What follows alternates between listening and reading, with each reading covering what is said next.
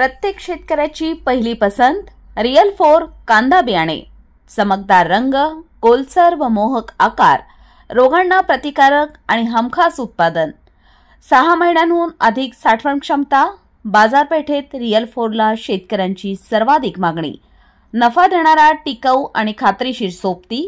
उच्च उत्पादन, जास्त काळ टिकाऊ आणि बाजारात उत्तम दर मिळवण्यासाठी शेतकरी बांधवांनो, आजच निवडा रियल 4 कांदा वाण। राहुरी पंचायत समिती निवडणुकीसाठी गणनिहाय आरक्षण सोडत सोमवार 13 ऑक्टोबर रोजी तहसील कार्यालयात जाहीर करण्यात आली। उपजिल्हाधिकारी श्रीमती मनीषा राशीनकर यांची नियंत्रक म्हणून नियुक्ती करण्यात आली होती। लहान मुलांच्या हस्ते चिठ्ठीद्वारे 10 गणांची सोडत काढण्यात आली। तहसीलदार नामदेव पाटील यांनी सदर प्रक्रिया राबवली। गणनिहाय आरक्षण पुढील प्रमाणे: ब्राह्मणी, गुहा, कोल्हार खुर्द गणात सर्वसाधारण महिला आरक्षण, सातर टाकळीमिया गणात नागरिकांचा मागास प्रवर्ग महिला आरक्षण, वांबोरी उमरे व मानोरी गणात सर्वसाधारण व्यक्ती आरक्षण, बारगाव नांदूर अनुसूचित जमाती महिला, डिग्रस अनुसूचित जाती व्यक्ती याप्रमाणे आरक्षण सोडत जाहीर करण्यात आली।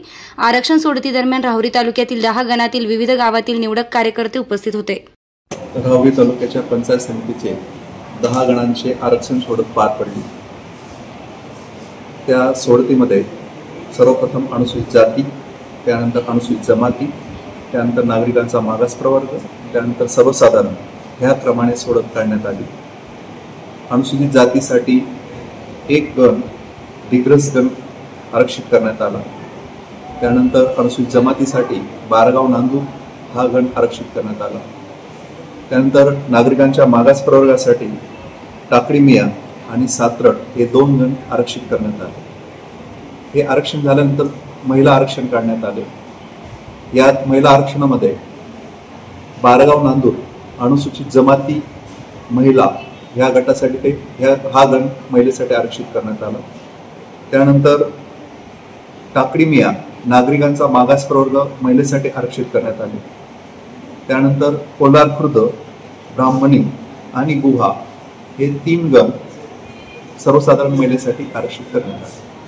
आणि ह्या सर्व प्रक्रियेदरम्यान नियंत्रक अधिकारी म्हणून आदरणीय उपजिल्हाधिकारी मनीषा राशीनकर मॅडम आमच्या समोर उपस्थित होते। धन्यवाद।